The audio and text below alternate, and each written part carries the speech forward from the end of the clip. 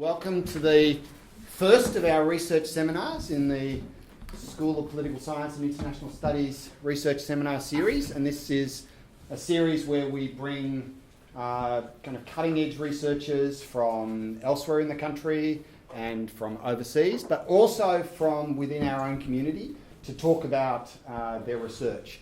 And it's a wonderful opportunity to have Dr. Nicole George with us today. Nikki has just come out of a DECRA fellowship where she's been doing some fantastic work, not only fantastic work in the area of sexual violence and the development of institutional mechanisms around that, but also some really interesting methodological techniques for trying to understand that. So it's a wonderful opportunity to hear Nikki talk about her work, and I'll hand it over to Nikki. Okay, thanks, Chris. Thanks everyone for making the effort. I know the first week of semester is a really big week. I'm really feeling the pressure of that week, so I hope that what I'm going to present today is coherent and does justice to the work I've been doing over the last 3 years. But I'm really grateful that you could all make the time to hear this presentation. So I've called this presentation, actually that title up there is wrong. It is Women's Rights as Gendered Temperance, Institutional Perspectives on Gender Violence in the Pacific Islands. So this is really, I guess, I'm going to work from the conclusion of my study back through the project today and try and justify those conclusions in front of you and show you how I got there, and I hope also get some help on how I might improve this argument and strengthen this argument. A lot of the work that I've published in the last 3 years has really been on, and I've published quite a bit actually as I've been working on this project, but really looking at the gendered architecture of entitlement that frames how women make their claims for peace and security heard. And a lot of this work, I've been working in 3 different countries of the Pacific Islands, Bougainville, Fiji, and New Caledonia. And a lot of the work that I've done to date, or a lot of the work that I've published to date on the project has really been country-focused or offered a pan-regional perspective on some of these questions about how women sort of build political claims and policy-related claims about their right to peace and security. And today what I'm really aiming to do is a bit different, and it's to draw together the sort of policy and advocacy focus of this project together with a much more bottom-up project or aspect of the project, which has really been focused on how women understand the principle of their right to security and how this is mediated through institutions in the Pacific Islands. So it's really my first attempt to draw the 2 aspects of this project together. I'll explain this in more detail in a minute, and outline the arguments that I want to present in the book that I will also produce from this work. So although I'm at the end of my DECRA, sadly I'm not at the end of the writing process, which is exciting in a way. It's been a project that has been very intense. It's involved a lot of travelling. It's involved a lot of time. I have produced a lot of work, but I still want to produce this book as well. So I'm very much looking forward to your feedback on if and how these ideas work together, and if you have suggestions for improvement. So it's really a work in progress, building on various aspects or various components of the project and trying to bring the whole thing together.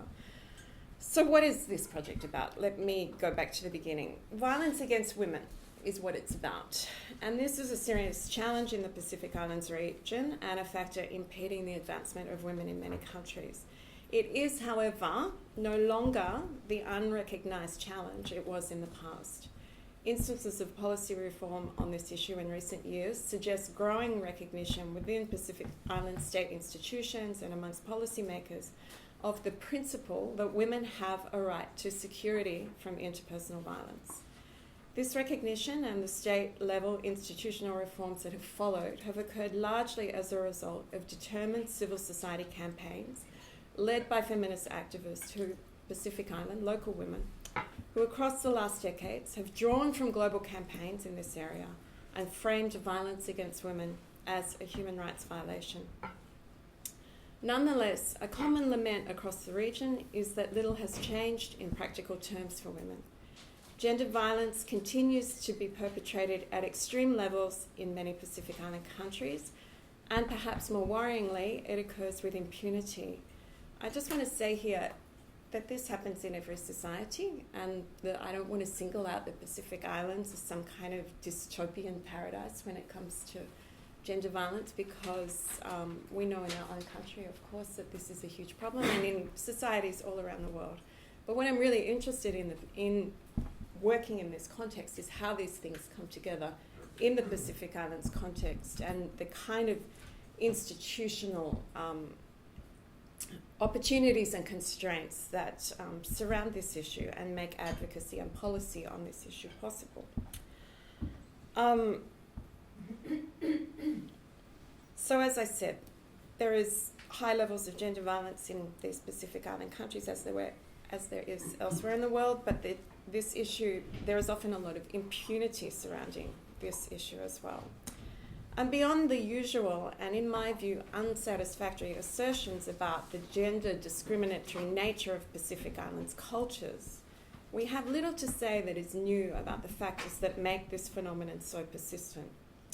So this was the starting point for my work. I wanted to understand more about the institutions that regulate this violence in Pacific societies, and to find out if there was something new that might be learnt if we address this issue from a comparative perspective. So looking at how these institutions come together in different settings. So in the last 3 years, I've worked with women in Fiji, Bougainville, and Indigenous Kanak women in New Caledonia, examining their perceptions of this violence and the extent to which they have access to institutional resources that might facilitate safe forms of resistance. My case study sites were chosen because of the distinctive ways in which gender intersects with interplaying sites of state, customary, and religious authority in each of these contexts. My hope was that I might be able to learn something new about women's abilities to achieve personal safety when looking at their location within a broader institutional context and accounting for variations in the way custom, faith, and state institutions come together at each site. I did encounter some variation in line with the propositions that guided my study, but broader and interesting commonalities also emerged, which for me were unexpected. The most important of which I want to explore in more detail at the end of the presentation, and one which provides the overall framing of the argument that I think I'll be developing in my book, or thus far it emerges as important. So I just want to kind of foreground this because I'm worried I've got too much to say and I'm worried I'm not going to get through it all. So I want to foreground this. So I've done survey work in each context, in each case study site, and when my study participants were asked about gendered vulnerability to insecurity in conjugal, familial and community contexts, they were generally quick in all settings to identify potential threats to safety.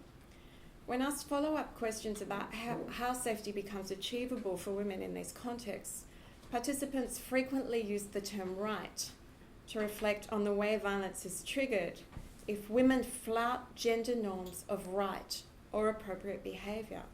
So they were more likely to use the term, well, not more likely, but as likely, sometimes more likely to use this term right to refer to rightful behaviour rather than the institutionalised principle of rights-based protection. Although there was some variance in how these ideas were discussed across my case study sites, this was a broad and unexpected similarity, and I don't think it's just homographic coincidence. In further discussion, strategies of private prudentialism and self-policing, I'm going to explain this in a little bit more detail, were frequently reported by research participants as the key means to resist insecurity.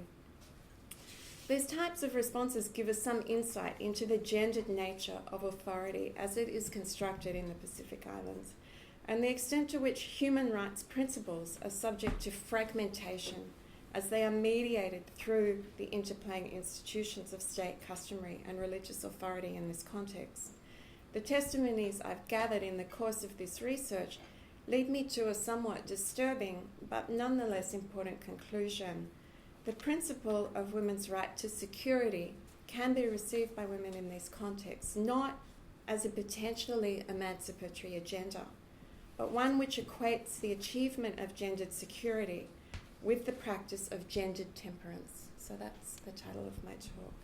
Reinforcing the idea that women's right to safety is dependent upon their own personal adherence to norms of rightful gendered comportment. So rights is kind of another layering of disciplinary structure in these women's lives. So we could stop now and have questions, but I guess you're expecting a bit more from me than that. So I'm going to, and I realise I haven't got very much time, but I hope I'm going to show you how I got there with this conclusion. So I'll go back through some of the steps in my argument.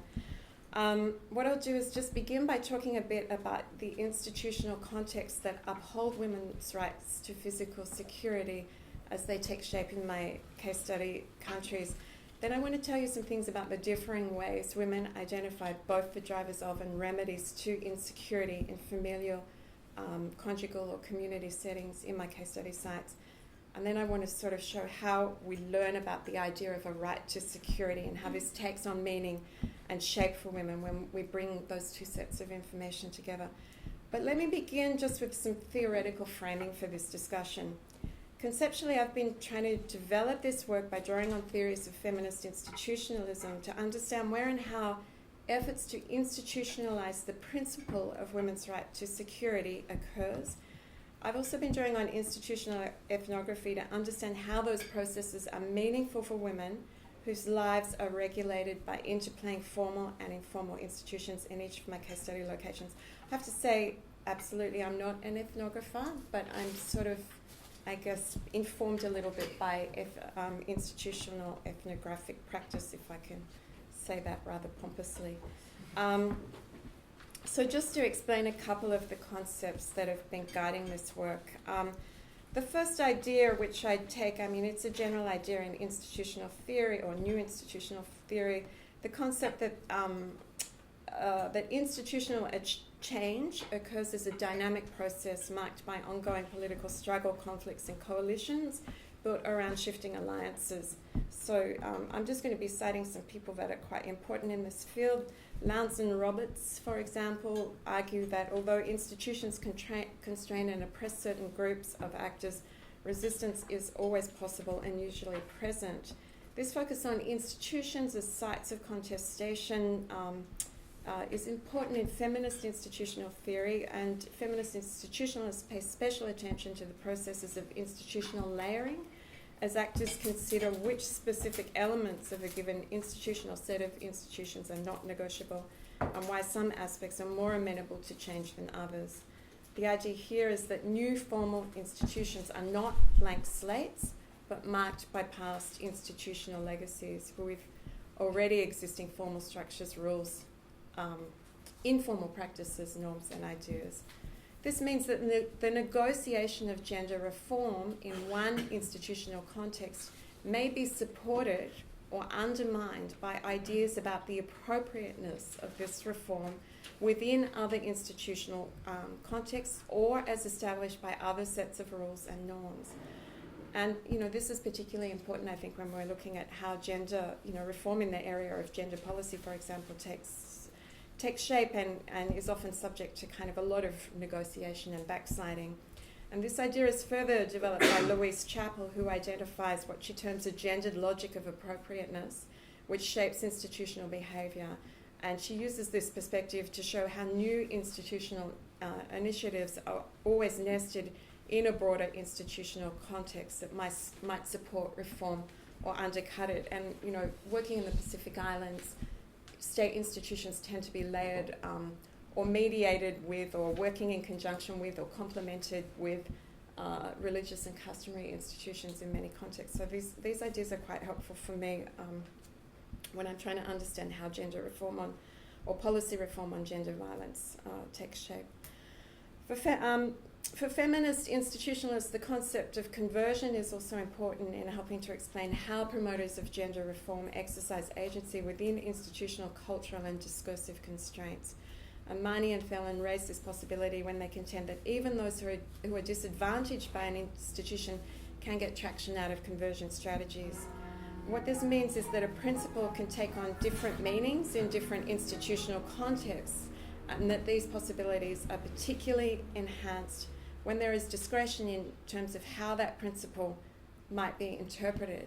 And I guess what I'm trying to sort of foreground here is the principle of women's right to security is kind of a malleable principle, and it can be subject to different forms of mediation and take on a kind of a different profile or a different kind of interpretation according to different institutional contexts.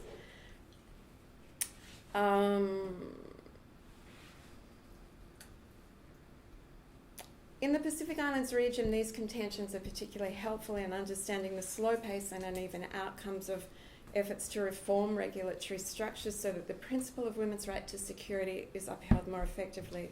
This is because state systems of regulatory authority are frequently operating in ways that layer over customary and religious forms or religious sites of authority too, where this principle is perhaps more contested for a range of reasons.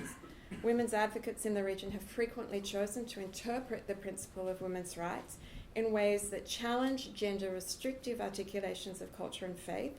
So they're seeking to find a convergence between this principle of women's right to security and cultural practices or religious teachings that uphold respect for women and celebrate their autonomy. And I've done quite a lot of work on those processes, published work on that idea. But in each of my case study sites, customary faith and state institutions also function in ways that make this principle more contested and fragmented. And so I think this has implications for the work I'm doing, very important implications for the work I'm doing, that kind of layering of authority and how these things are also contested, and this principle becomes mediated and then fragmented in the process. And so to understand how these same, but also to understand how these same processes of institutional contestation have implications for the way women understand and mediate the right to safety in their own lives, I'm sort of also looking to move from the institutional and policy level down to women's own testimonies about these things and what that reveals again about the kind of broader institutional structures that they're living within. And so to do that, I'm drawing on lessons from institutional ethnography and Dorothy Smith's work on relations of ruling. Dorothy Smith is a feminist pioneer of institutional ethnography. She describes her approach to research as extending from people's ordinary good knowledge of how things are put together in our lives to dimensions of the social that transcend the local and are all the more powerful and significant in it for that reason. So for Smith, the reach of the inquiry should go from where actual people are in their own lives, activities and experiences to open up relations and organisation that are, in a sense, actually present in them, but not observable. This suggests that the importance of studying gender violence in a way that moves the analytical frame between the testimonies of everyday lives to analysis of the broader institutional structures that may generate insecurity for women, but which may also offer possibilities for this insecurity to be resisted. And so that's the kind of conceptual approach I'm developing for this. And I'm trying to bring these two things together, whether or not feminist institutionalists or theorists of institutions generally do that. I have talked to Louise Chappell about this, and she published a piece with, I can't remember, one of the other big names in feminist institutionalism, where they were very critical of institutional ethnography, but personally with me, she's actually said, oh no, I'm revisiting those ideas and we really like institutional ethnography now. So I feel like there's something here, and it's a little bit of it's going to be some hard thinking work to bring these things together. So I haven't quite got it yet. I'm really grateful for if people have insights. But I'll explain what I'm doing and we'll see where we go. So let me just now talk about, I guess, I've set out a kind of a conceptual framework. Let me just talk a little bit about how what it looks like in the Pacific context with a bit more empirical detail. So in the last 2 decades, in terms of the institutional context and what it looks like in each country, In the last 2 decades, as I sort of signalled, we've seen unprecedented government policy reform on gender violence in the Pacific region. To appreciate just how much has changed, it's revealing to take a look at the transformed rhetoric of Pacific leaders on this issue. In 1995, Fijian president and former military commander and coup leader Sitiveni Rabuka gestured before the annual Pacific Island Forum Leaders Meeting. You've heard this quote many times, Melissa, that Pacific men used the idle hours of Sunday, the Christian Sabbath, to kick either a football or one's wife around. By contrast, at the Forum Leaders meeting in 2012, less than 20 years later, Pacific leaders committed to a comprehensive program of action aiming to improve the standing of women across the region. And this program was funded to the tune of 320 million Aussie dollars and promised a strong focus on activities aimed at increasing Pacific women's security in the face of gendered violence. At the level of national governance in each of my case study sites, this momentum for policy reform on gender violence is also in evidence. In 2009, the post-coup military government in Fiji formalised a domestic violence decree. At this point, it was governance by decree in Fiji for about 7 or 8 years after the coup. But this decree reclassified a range of offences occurring in the family situation as crimes and increased sentencing provisions. This was accompanied by a government zero tolerance campaign, which encouraged villagers to become stakeholders in an effort to eliminate violence in their communities. In 2012, the Fiji Police Force launched as well a new community policing program. It's called the Duavata policing campaign, which nominates the elimination of violence against women as one of its central aims as well. So there's a lot of policy movement there. Although Bougainville is an autonomous region of PNG with its own parliament, it is subject to laws passed in the PNG capital, Port Moresby, unless those laws are locally amended or replaced by territorial legislation. So here too we see movement on gender violence, positive movement in terms of policy reform on gender violence. And that is because there was a law passed by the PNG Parliament in 2013, a new family protection law, which named a whole lot of new offences as criminal offences, gender violence offences as criminal offences. That law had been that bill had been proposed by the PNG Law Reform Commission back in the 1980s, but it was finally passed into law in 2013, and it has jurisdiction on Bougainville. In black letter law terms, Indigenous women in New Caledonia probably have stronger protections against gender violence than in the other 2 case study sites, and that's really because the French Metropolitan Legal Code is also, what's the word for it? It's also applicable in New Caledonia, New Caledonia also has its own territorial assembly, but these laws hold, the metropolitan laws in New Caledonia are applicable unless they're locally amended, and on gender violence they haven't been. New Caledonia citizens are subject to the jurisdiction of a complex but well-funded system of criminal and civil law as it's pertinent to the regulation of interpersonal violence, and additionally a very well-funded police force. In addition to all of that too, in New Caledonia there is a network of women's government bureaus operating nationally and provincially that are actively involved in paralegal work, victim support and advocacy on the issue of gender violence. And these things are quite unique for the region because in my other 2 case study sites it's really only women's NGOs that are responsible for that kind of work. Nonetheless, as I said, across all 3 sites, gender violence is a persistent cause of insecurity, and women in all countries continue to find it difficult to access the protections that are, in theory, if not in practice, offered to them by the state. Hence, there's guarded optimism on the part of gender advocates when there is the achievement of legal reform in this area in most Pacific Island states. And they're always very attentive to the thorny question of implementation. So it's one thing to have the beautiful policy frameworks and the government mechanisms. It's another thing to actually see if this creates substantive change in practice on the ground. So this leads us to the question, I think, of institutionalization. how is the principle of women's right to security institutionalized in each context beyond the rhetoric of reform? And to understand that, I think we need to look at how these things are nested within and mediated through other proximate sociocultural and religious institutions in each context, and what that means for the tangible impact of that principle. So let me give you some examples of the way the principle of women's right to security is mediated by interplaying institutions in each case study context. For those of you, I better actually, before I get accused of plagiarism, I better just say that this idea of the way institutions mediate principles is actually come into my work through conversations with Kath Gelber. So it's the same kind of idea that Kath is developing in her arguments about free speech. And I'm just trying to get up to speed with the way Kath is framing that, but it's been really a really helpful idea for my own work.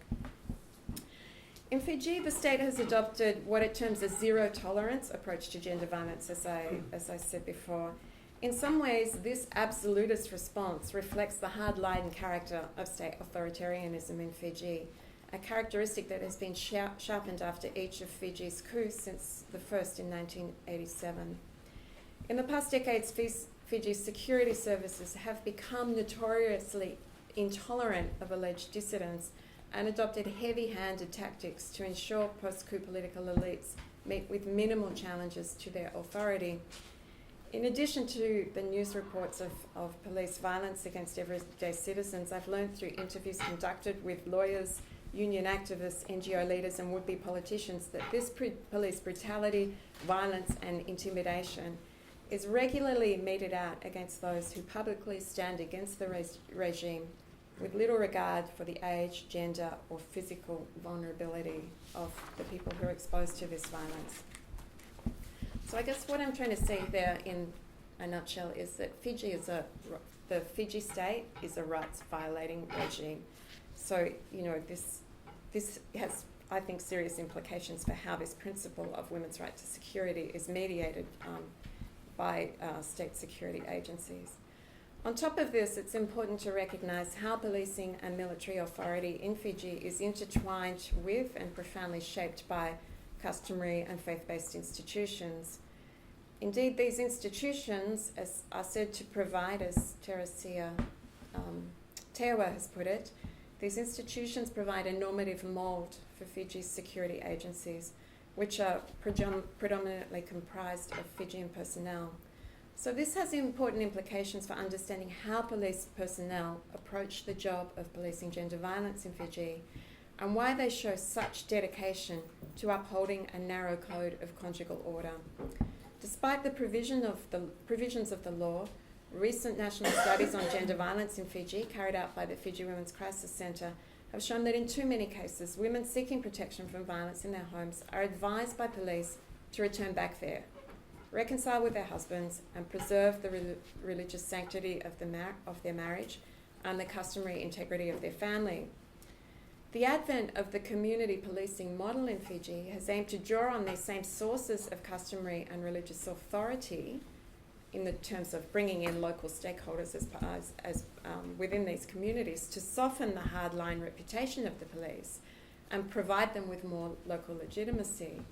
But local women's organisations contend that this scenario has changed little for women who are seeking protection from violence, and that they are generally still being advised to reconcile with violent family members.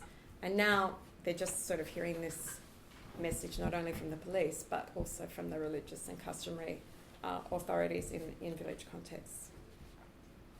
In Bougainville, the situation is similar but for different reasons. The history of the bloody secessionist war and the diffuse nature of regulatory authority in this context has extreme impacts on the way the principle of women's right to security is institutionally mediated. Policing authority is being rebuilt after the conflict and in a way which aims to make the new police force established in 2005 a regulatory presence that is distinct from the discredited Royal PNG Constabulary that was on the ground prior to the conflict. So there is something about building a distinctive Bougainvillean force in this context. Here too, a strong emphasis has been placed on developing a community policing model that draws on the input of customary leaders and elders who have long played a role in dispute settlement in this context.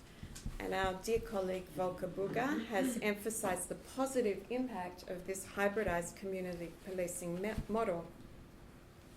What this means in practice, and with state policing authority thinly stretched on the island and generally only concentrated in urban centres, is that most everyday disputes are managed by customary leaders or village elders. Matrilineal authority is proudly declared by Bougainvillians to be an important part of custom in many parts of the territory, and in theory should impact on how regulatory authority functions within this territory. Yet this matrilineal authority has been reshaped and in many cases eroded by globalising economic development and political influences, and of course the violence of the secessionist war. A peace audit conducted by Bougainville's Department of Veterans Affairs between 2008 and 2010 found that a logic of force had replaced older values such as respect for elders, chiefs, or women's matrilineal authority, and the customary roles these groups play in the non-violent resolution of disputes was found to be much eroded. When reflecting on this question, women leaders spoke to me personally of the way in which, during the conflict, the gun had become the new law, but this legacy still held in the post-conflict context. The gender consequences of this are profound. The peace auditors found that there has been a general rise in women's insecurity since the conflict, and accounts of the conflict also indicate the brutality that women suffered during that conflict, which some would say it's an untold story, actually, the true extent of that brutality, but it is a legacy that, the legacy of that brutality continues. So they argue that this goes against the matrilineal grain of Bougainvillian society, and it is a persistent and worrying trend. Richard Eves, who's a noted PNG anthropologist, has recently put it more strongly, describing the security situation of women on the island as deplorable, and contending that this occurs because women live in contexts marked by highly assertive forms of masculinity that license an aggressive response to any perceived slight, no matter how small. So in this context, the state regulatory institutions that might uphold women's right to security are thinly spread on the ground, and the customary institutions that once might have played an important role in regulating this violence have been compromised in the post-conflict context, where the gun or physical force is for many the preferred means of dispute resolution or dispute settlement. I kind of wish Volker was here because he might have something to say about that analysis, but I think it's supported from a lot of different sources. So moving on to New Caledonia, like my two other case study sites, the principle that women have a right to physical security is similarly mediated by a range of state and customary institutions, and also shaped by a legacy of conflict. Here things take a slightly different form, however. So the 1988 and 1998 accords, which brought settlement to the Kanak nationalist uprisings on New Caledonia, that also resulted in bloodshed on all sides of the conflict, these accords were widely hailed as building a new common destiny for the peoples of this French territory, while enhancing the social, legal and political standing of Kanak groups. Under the accord, or the accords, legal reforms sought to establish new forms of customary authority that would operate in parallel to the state-based criminal justice system. These customary systems have limited authority at the present moment, and their jurisdiction is confined to the management of familial and property disputes, as well as matters relating to the practice of custom. Women's physical security is upheld in criminal law, as I noted earlier, but as Christine Salomon, who's an anthropologist working with Kanak communities, has noted, Kanak women also face some challenges when they seek justice of victims of gender violence. They may often be encouraged to settle matters such as family violence or complaints of rape through the customary court systems to avoid the surveillance and penetrating gaze of the French criminal justice system, known locally as justice des blancs, or white justice, white people's justice. Salomon reports that these same women may be disappointed with the lenient penalties that customary assessors hand down to those who've perpetrated serious forms of gendered violence. And so she contends that they are more and more frequently looking to prosecute their cases through the state criminal justice system and hoping that they will supply a more just outcome, a more severe penalty, or in their eyes, a more appropriate penalty. My own work in this area, my own investigations on this subject revealed that women's forum shopping women's forum shopping capacities within this pluralized legal system were more constrained than Salomon tended to suggest. Indeed, a number of the people I consulted while working in New Caledonia argued that legal pluralism often operates in a way that closes doors to women seeking justice rather than opening them. For example, representatives from organisations assisting CANAC victims of sexual and gender violence argued that personnel from the judiciary and the gendarmerie were frequently reluctant to intervene in these matters that they considered to be more appropriately settled by customary authorities. Hence, they said that judges will often counsel women complainants when they come to trial to take their complaints to customary assessors, and that they've sometimes refused to hear a trial until there has been some involvement of customary authorities. And this was described to me by one advocate as judges wanting to appear more CANAC than the CANAC. At the same time, CANAC women sometimes argued that male customary leaders often voice their own frustration over the erosion of customary authority, and when women go to seek some kind of resolution to a problem from them, the customary leaders say, go and talk to the gendarmes because we've got no control over this particular situation. And when this was done, they reported that the local gendarmes responded by asking why they hadn't approached village elders. So people kind of get caught in this situation. Rather than lots of doors being open, there's doors sort of closing on all sides. So I think we could sort of say there's a mutual abrogation of responsibility to uphold the principle of women's right to security. I mean, that doesn't happen all the time, but that tendency is there.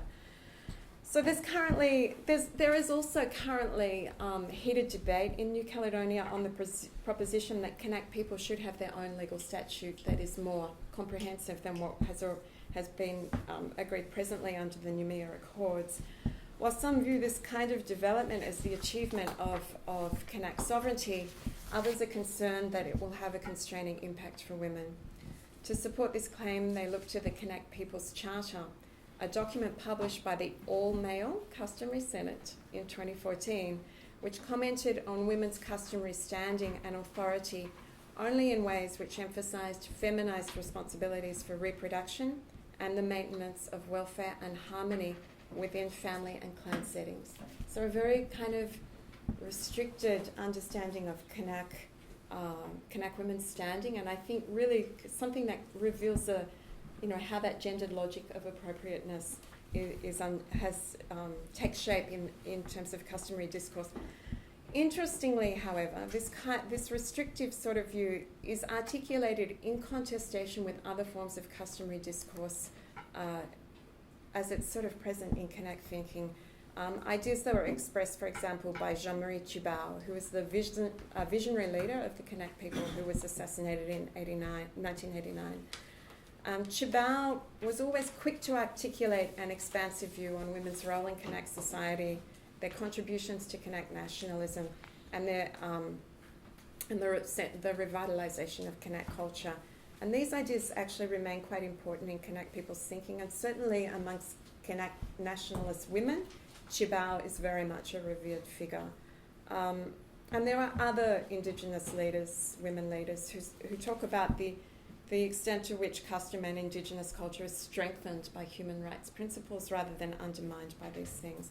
So I think it's important in this context, in the CANAC context, there's there is sort of more contestation around gender and custom and what is the gendered logic of appropriateness that shapes women's roles in custom than perhaps is present in the other two sites where things are sort of constructed quite differently. So how does this all come together for women who participated in my study? I'm just going to beg a little bit of indulgence for about 6 or 7 more minutes, just so I could give a little bit of flavour to this. So I want to go now into the second part of my study, which is really the talking about the survey work that I've done with women in each country.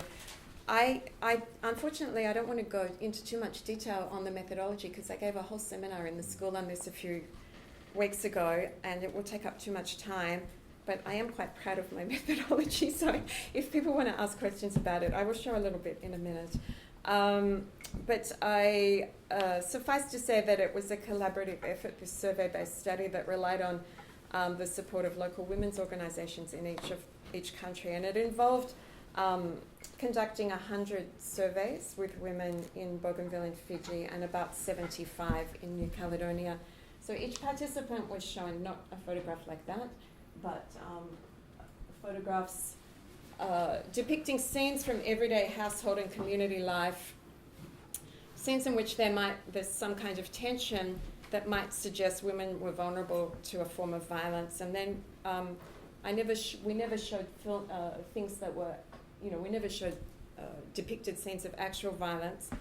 And I don't want to go into too much detail about how we developed this, but suffice to say it was a collaborative effort with a women's NGO in Fiji to get the content of the photos, and also a lot of work done on surveying existing studies on gender violence to think about the themes in the photographs and how these things become triggers for violence.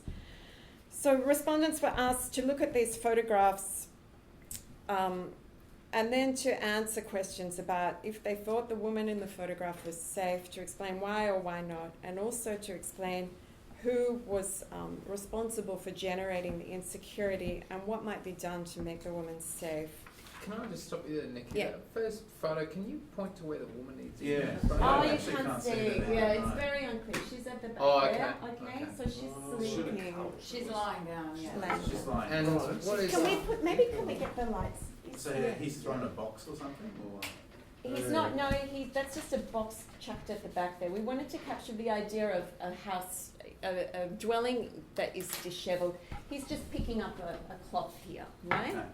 okay. and what's she got in her hand there in the second photo? Yeah. Just her keys. Okay. Not a weapon, not a weapon. No. No. Pretty safe in that Well, one. so what about the man? He was Yeah. safe. She looks very safe in that one. She looks really safe in that one. Okay, so there were 19 photographs. Each of these sessions with the women, the respondents took between an hour and a half. So you can imagine that there's a huge amount of material for me to sort through here. And I am still, to be frank with you, sorting through all of it to find out exactly what it's telling me. But I'm drawing just some... I have a lot more of slides that I could show you with results. I'm not going to do that today, but I just want to bring maybe some examples of the kind of things I'm dealing with here. So in this, the first set of images is really dealing with the ideas of the norms that shape what is considered appropriate gendered behaviour in the familial context in each of these case study sites, and asking, well, what happens if the woman is seen not to perform the roles that are expected of her? As you can see, is this woman safe? In most contexts, the idea was that respondents felt that she wasn't safe. A little bit more leniency, I guess, in the way that was understood by Kanak women. In the second scenario, is this woman safe? She's going to work and she's unhappy, but she's got the breadwinner role, basically. So we're subverting kind of a quite strong idea, as I'll explain in a minute, about the appropriate roles for women and men in these societies. Kanak women obviously are more likely to see that the woman was safe. Fiji too. Bougainville, it was a much more contested idea. if there is some kind of tension that results in violence, who is responsible? This is always the thing that I found really hard with the answers, because I really surprised me the extent to which the respondents saw the woman as responsible for generating the situations of insecurity. So, this has been the real struggle for me, how to interpret that these findings in a way that does not sort of stigmatize my research, the people who responded. So, and it's, I guess, I didn't want to just sort of say, well, these people are trapped by really restrictive gender norms and they can't see beyond them, because I don't think that's true. So I've had to really go back through my data to find out exactly how to develop this how to present this finding. So in the first case, very strong ideas coming through that the woman has a responsibility to be looking after the home, and that if the man in their relationship or their partner has gone out into the workplace, she has the responsibility to make sure that the home is not disheveled. In that top photo, 67 respondents from Fiji explicitly made mention of the fact that the wife should do the housework. In Bougainville, 51% of respondents made a similar comment. But in New Caledonia, only 26% of respondents felt that it is women's responsibility to do the housework. So there's a more, I guess, things are more contested in New Caledonia. In Bougainville, some respondents said explicitly that it is against custom or culture for men to do housework in Fiji, which I'm sure there's no codified provision that men shouldn't do housework, but that's the way these ideas are being sort of thought about. In the second scenario, often the man was held to be responsible in these situations where people felt that the woman was unsafe. The man was held to be responsible for the situation, not because he potentially would lose his temper and get angry with the woman and maybe get violent, but that he should be the one working and that she should be the one staying at home. So in this case, where's my figures here? 17% of women in Fiji stated that women should stay at home and men should work. So that's 1 in 5. I think that's actually it's a minority view, but it's a quite significant minority view. Only 2% of Kanak women made that same claim. So, and I think an interesting reflection on how these gendered norms operate and sort of establish what is rightful, establish a gendered logic of appropriateness. In Bougainville, 19% of respondents stated that men get jealous when women go to work and assume the breadwinner role.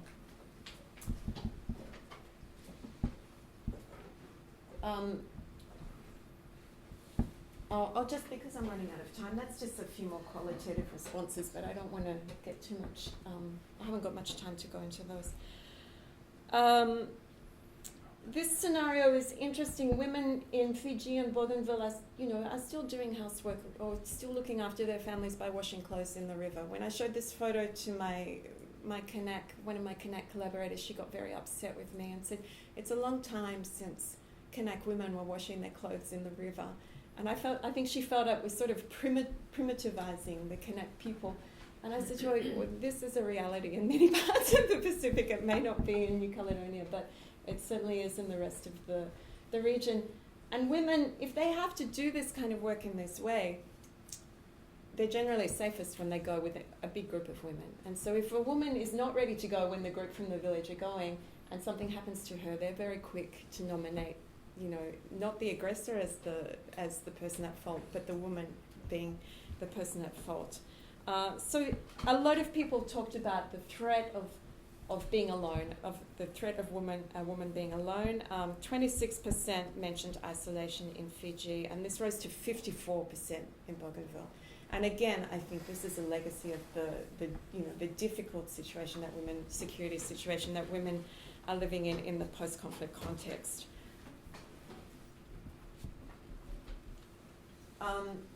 I often use this photo just because it's really interesting to think about the extent to which communication technologies become a source of or generate insecurities for women. We may not jump to our minds as one of the key ones, but it is quite significant, and it was something that the people that I worked with when we were generating the photos were immediately seized on and said to me, you have to have something on this.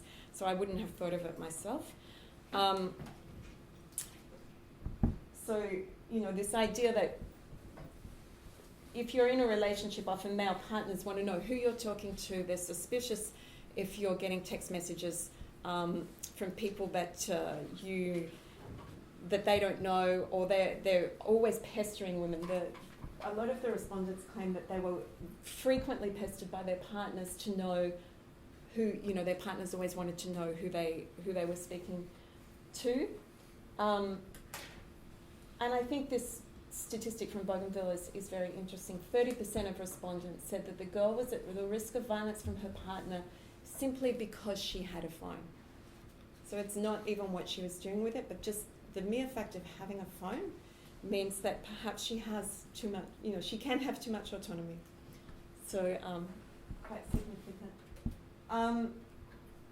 The idea of economic security, I think, it's a big one in the literature on gender violence, and often people imagine that having access to independent economic means that you're going to be able to get yourself out of violent situations. Certainly that idea came through quite strongly in the research, as well as the idea, so with this bottom one, I won't go into the top photo because it's quite complicated. We were telling a story about custom and the right, women's right to demand money for a customary process, and for Kanak women that was something that was seen to be quite normal, and you would be able to do it very safely, and not so much in the other countries. So that was a significant finding in terms of sort of the way custom and economics are mediated. I can talk a bit more about that if people are interested later. But this second photo is quite interesting for the extent to which there was an assumption very clearly came through in almost all the survey responses about the extent to which women are seen to be very poor managers of money. So that this kind of situation, it was immediately assumed that the woman had been wasteful with the money, rather than sort of, people with in Kanak respondents were the only ones that sort of said, well, if that woman works, she has the right to spend money the way she sees fit. But for most other respondents, there was a sort of a clear idea that women just naturally don't really know how to use money and are wasteful with it. So 40% of respondents in Fiji made that observation.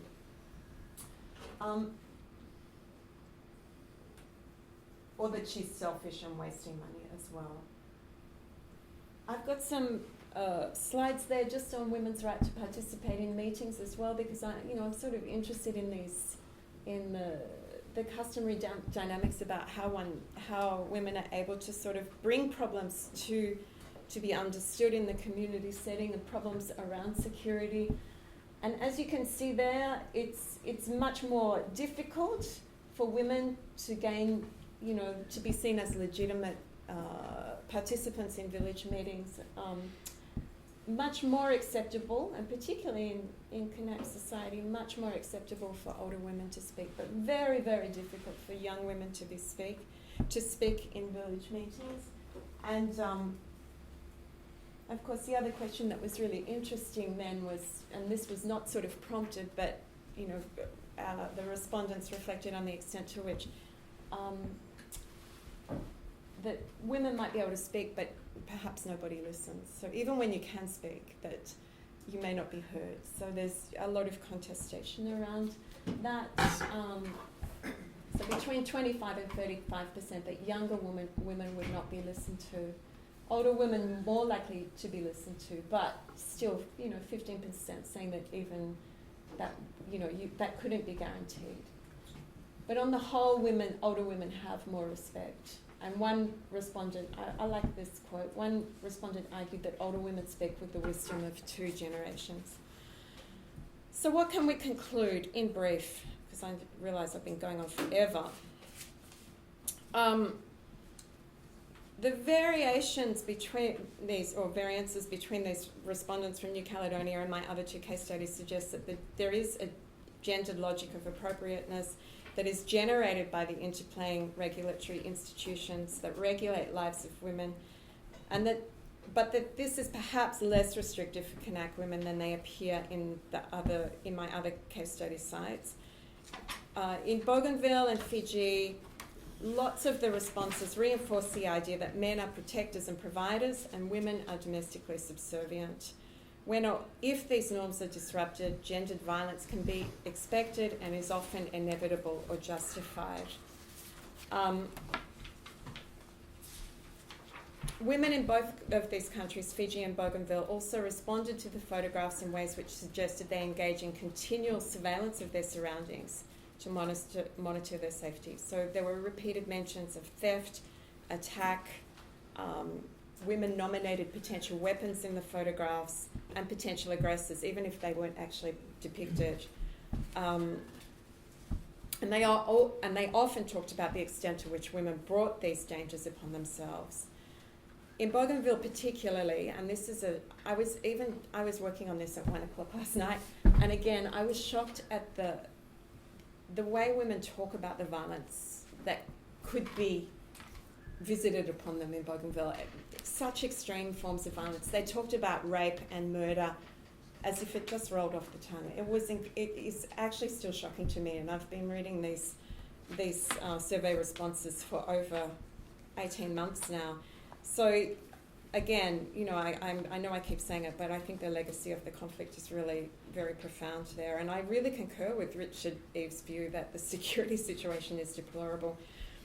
In response to questions about, let me just say one more thing. In New Caledonia, the respondents also talked a lot about transformation and evolution in their societies. So they would look at the photos and say, well, that might have been a cause of difficulty in the past, but not today. So they seemed quite confident that things were changing and transforming in that context. But in all the sites, there was a strong sense that respondents felt that women need to modify their own behaviour to avoid being at risk. And I think this is important and helps explain why rates of violence remain high. So drawing on the criminology literature, and particularly Elizabeth Stanko's work on gender and private prudentialism, I think this really says something about how gender violence and gender politics, rather, is being constructed in the region and the discourse of women's rights. So since the late 1980s, there's been so much work on translating this principle of women's right to security, so it's heard, so it's understood, so it informs policy. And I think women hear that message quite clearly. But there's so little in terms of socio-cultural and state-based resources from which they can draw on to make that right a reality. So that it sort of becomes a rhetorical commitment, but not very much else. In the absence of these resources, women appear to interpret that human rights principle as a further duty, given it's mediated so weakly by institutions which regulate their lives, familial, church, customary and state. Women can only respond by policing their own activity so they avoid becoming targets of violence. And so that's why I talk about this idea of rights as gendered temperance. The good woman is the one who avoids behaving in ways that instigate violence or becoming the victim of stigmatizing abuse. Hence, the strong focus on self-surveillance and self-policing and rightful behaviour when respondents reflect on the things that make them safe or unsafe. Thank you.